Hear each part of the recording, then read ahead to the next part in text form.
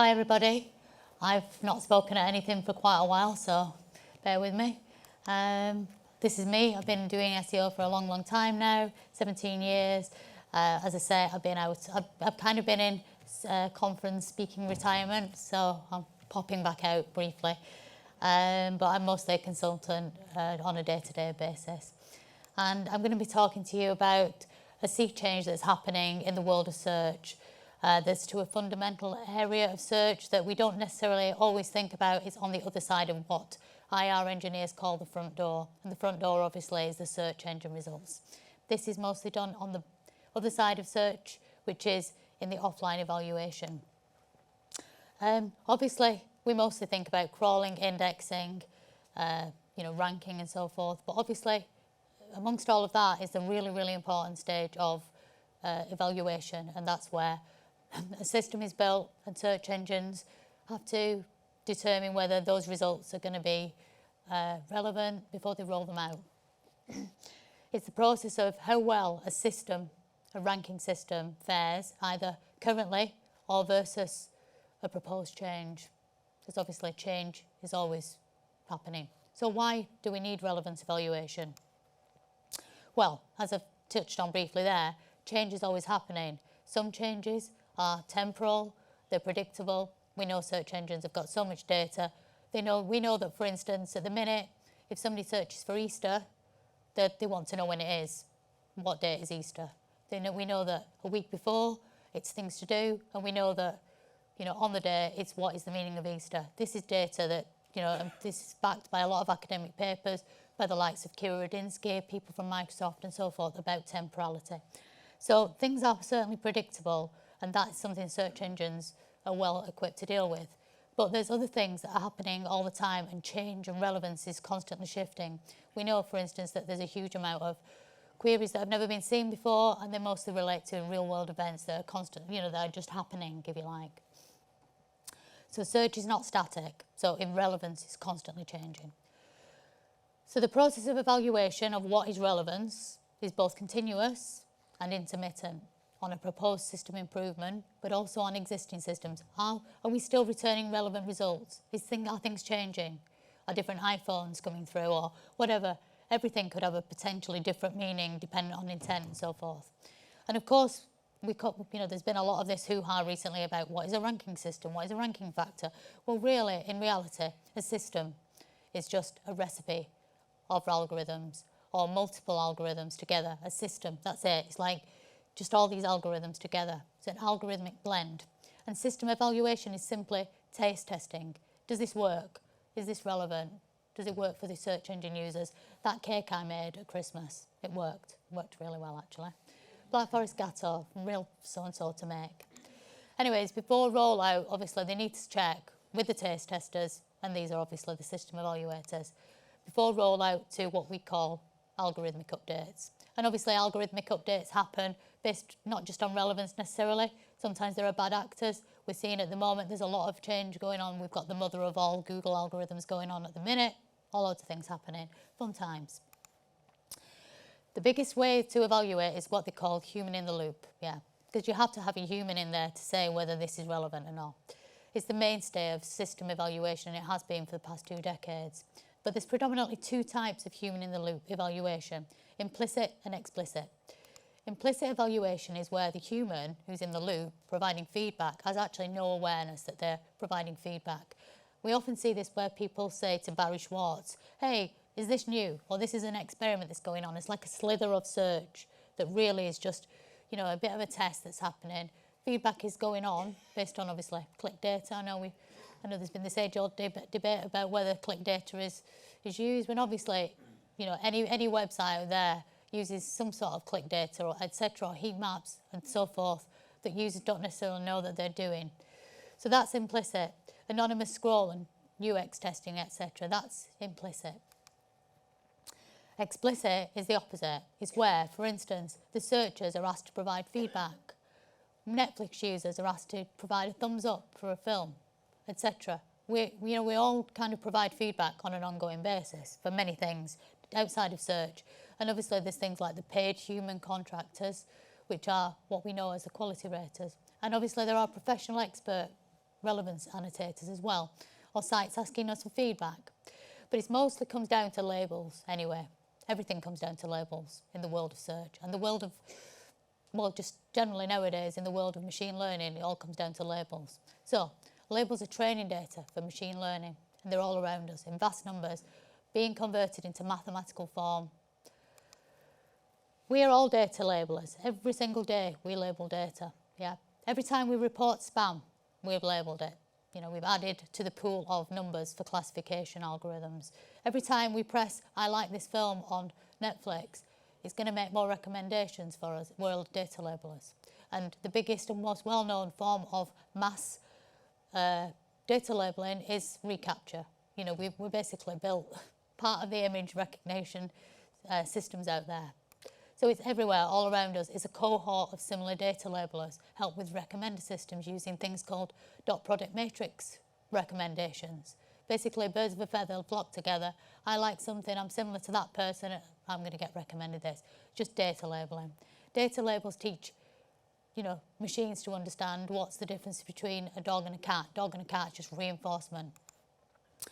So for a long time now, search engines have used the crowd, what they call the crowd, for what they call HITL, human in the loop evaluation, more than 2 decades, massive. The crowd labels lots and lots of data, whether it's relevant, comparative sets. They call it pairwise SERPs analysis. And often this is not actually done by looking at search results. It's done by, here's 2 pictures of 2 sets of search results. Which is most relevant to this query, etc. Is that highly relevant? Is that, you know, not relevant? Mostly it's boiled down to binary data though, yes or no, because obviously that's the easiest to roll up into algorithmic form. So instead of yum or barf, when they're looking at, you know, 2 cakes in the case of that picture, it's relevant or not relevant, yes or no. And it's mostly, as I say, just all aggregated, binary data, and rolled up into overall relevance scores. And it effectively goes into what they call NDCG, Normalized Discounted Cumulative Gain, or DCG, which is discounted cumulative gain, but normalised discounted cumulative gain takes into consideration a number of other factors and smoothing and so forth. It's an effectiveness of a ranking system. It's widely used in the information retrieval space, and it literally, as I say, just brings it all down to numbers, brings it all down to a score, brings it all down to something that they can adjust accordingly. So what happens is the NDCGs come in, and then basically the ingredients, the tuning, whatever, is adjusted accordingly, and then round we go again. Until eventually an acceptable, what they call precision at K, is achieved, i.e. in the top 20 results, do we get the results that we wanted to achieve with this new ranking system, or this proposed ranking system? Are we getting this right? Because all that really matters is either top 10, top 20, that's it. Precision at K is 10 or 20 or whatever. And like I said, that's it. It's basically about the top 20 and getting that relevance right. Yeah, nobody cares. Search engines don't really care what's at number 50, 100, whatever. What did they say? What did they say about dead bodies and page 5 or whatever, and SEOs are the only people who look on page 5 of search? Anyway, ultimately all of this happens before rollout. But not all labels are created equally. There's gold labels, there's silver labels. Gold labels are high quality. They are like the ground truth. Ground truth provides great training data to roll out and, as I said, build great systems. Silver labels, lower quality. You know, you have to kind of keep an eye on the silver labels. Problem is though, gold labels are not that easy to get. They're slower in quantity. Silver labels, higher availability, low quality. So real search engine users in these small tests, like the 1% of the, or less than 1% of the search engine, if you like, they create gold labels. They're ultimately the real search engine users, and they provide the best feedback. And also professional expert annotators, subject matter experts that are able to say what the meaning, like linguists that understand the meaning of a word truly, they understand true relevance. They're also gold label creators. But the problem is none of those are scalable in reality. Your user groups, like panels and so forth, they're also gold label creators, but none of it's scalable. So scale, and the crowd came for the scale, and that is ultimately the crowdsourced third-party contractors, of which there are many now, that do, you know, quality raters evaluation. And obviously, this is big business. this is Bing's system that they use, a universal human relevance system. They don't just use it for them, they obviously sell that data labeling to other companies as well. They do image annotation, search relevance, videos, labeling videos, speech transcriptions. Google has an army of human relevance evaluators as well, 16,000 at last count. Obviously, of course, this recently changed with one of the big companies losing their contract, and I'll come to that later. But ultimately, there's a lot of human data labelers out there, and that's their job, to label relevance for search results and various other things, lots of other things. You know, you can look anywhere for Appen jobs. Appen was the biggest contractor for Google's human quality raters, if you like. They have jobs. I only took this screenshot a few days ago. They label maps, they label, social media evaluation. They do all sorts, yeah.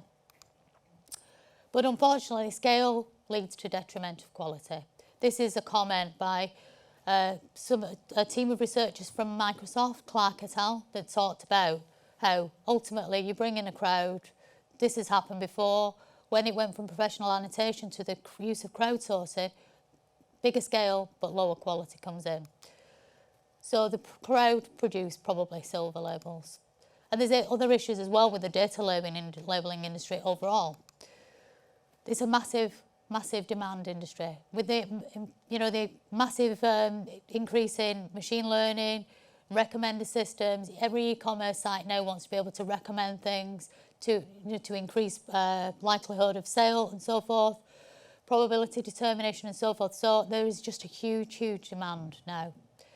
Not enough labels produced to deal with the size of the machine learning models either. And the size of the industry, the data labelling industry, is expected to be worth $13.7 billion by 2030. So that's massive. Too much demand, not enough supply of data labellers. So as I say, they work across not just search, it's many places. There's also this big issue that, anybody who tracks the machine learning, natural language processing world will see that they're building bigger and bigger models, bigger and bigger. They want to be like state of the art. They compete with each other on, on state of the art ranking leaderboards. But unfortunately, a lot of the time, there's not enough data in the training labels to actually make sure that the models are not undertrained. So this was a quote just recently by one of the DeepMind researchers that said, unfortunately, they're trying to build models, but with the same amount of data labels, which means that the models are undertrained. If you want to build a bigger model, you've got to double the size. If you want to build a model that's double the size, you've got to have double the labels. So massive bottleneck. And there's also a dark side to the data labelling industry as well. It's been getting some bad press, and maybe rightly so. Ghost workers in emerging economies, taking advantage of people in a catastrophic environments, some pretty stark headlines there from big media. And obviously, unfortunately, for the likes of Google, people want to get paid as well. Yeah. So, you've had this recently where, I don't know, coincidence or not, the people that suddenly just lost their contracts were still striking for more pay. So there's also a problem with human relevance labellers as well. We ain't all that, humans apparently, at judging relevance. In addition to the very subjective 170-page human quality raters guidelines, which, how can that be like objective when it's like 170 pages and you're asking people to give a binary classification on something? It's just a bit insane, really.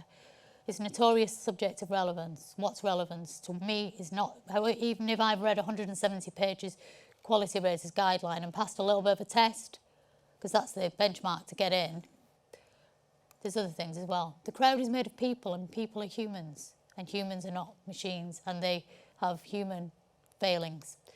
Again, research just last year by Bing's team, big research across millions of data labelling studies that they did.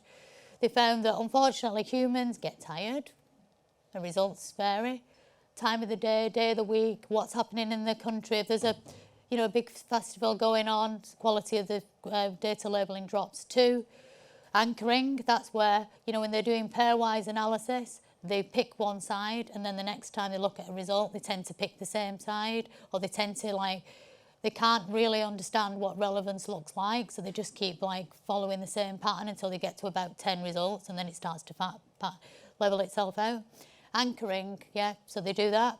And then they do task switching where they get bored. I mean, I don't know, I'm an SEO, and I think a lot of us tend to jump around between screens. Something happening over there, something happening up there. It's just the nature of the people who click online all day for jobs. Left side bias, human nature. We pick something on the left side and we are constantly saying that's more relevant, that's more relevant. It's just the way it is. And just general disagreement amongst people about relevance, of course. So we've kind of got this perfect storm building up now. Human challenges, ethical concerns, undertrained models, bottlenecks as well, masses of demand in the data labelling industry, and more scale required. And the same researchers, actually, who did the research about the humans failing, started to look at how they could perhaps see whether they could build GPT models to become the equivalent of human relevance quality raters.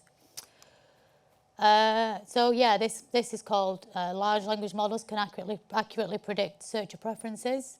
Again, a big team, and they did, and they literally built GPTs that they're using now in production that not only matches humans, but actually can produce better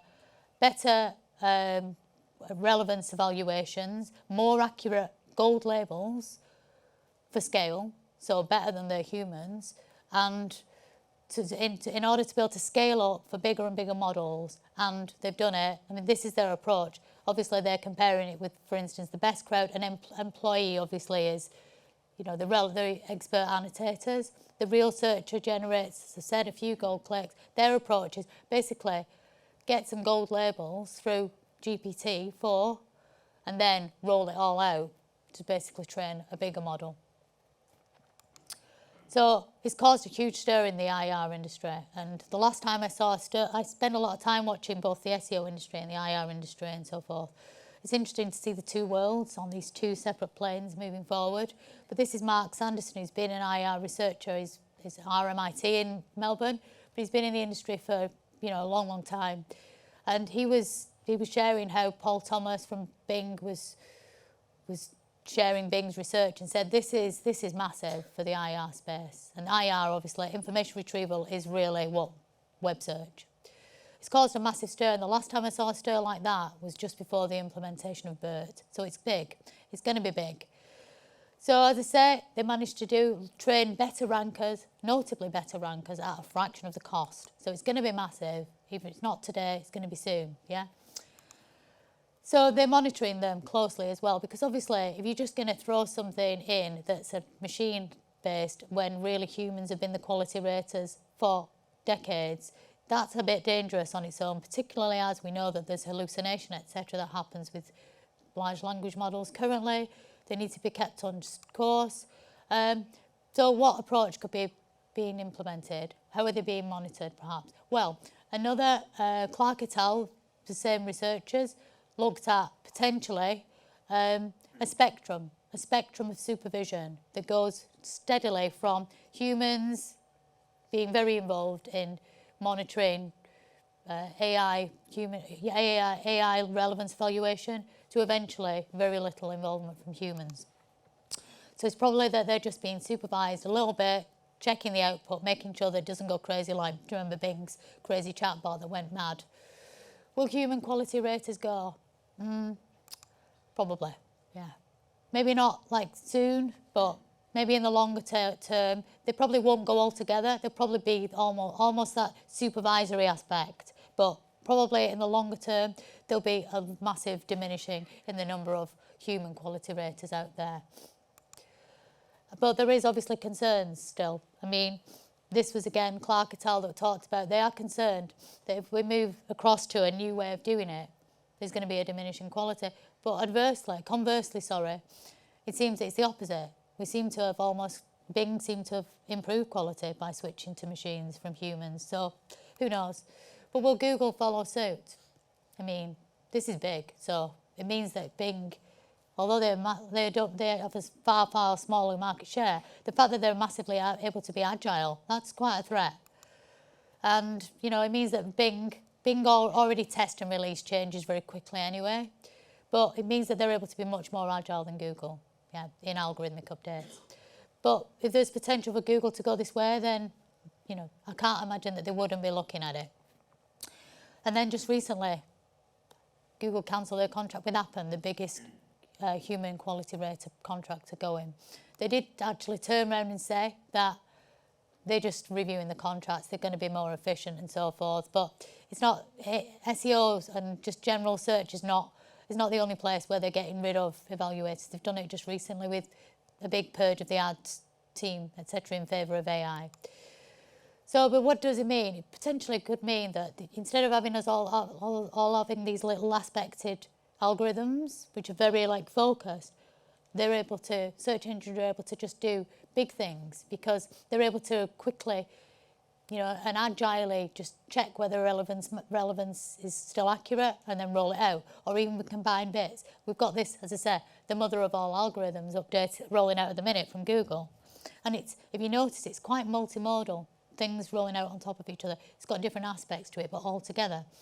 And we're seeing as well, there's quite a lot of algorithms going into core quite quickly. We've got product reviews that's gone into core now. We just had news that the helpful content classifier has gone into core now. Panda historically went into core, and obviously spam updates, I think, as they find them, they'll probably just be folded into core. Google is learning quickly. So I think, these changes, whether they adopt them now or soon, or eventually, I believe they will eventually, accept them eventually, they're learning quickly what helpful content looks like, what AI-generated content looks like. I think a lot of people realised that they're learning really quickly what AI-generated content looks like just recently, and what paid links look like. They probably know what they look like for a long time, but hey, they're probably thinking, well, just let people keep wasting their money. AI content detection is where it's at in the data labelling space as well. So, Mark, we need to be aware that Google is onto this, even though they've let us get away with it for a while. So, fun times ahead, basically. And that's it. That's my talk. I think I'm just on time. So, yeah.